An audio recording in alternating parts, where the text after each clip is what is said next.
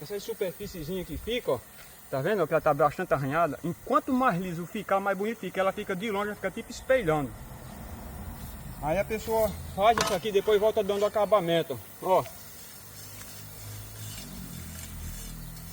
Ó, aí com a colher aí, ó, depois aí, ó. Com a desempenadeira também faz, pessoal. Só que tem que esperar ela puxar bastante, pra ela ficar lisinha assim. Essa parte aqui eu fiz com a desempenadeira.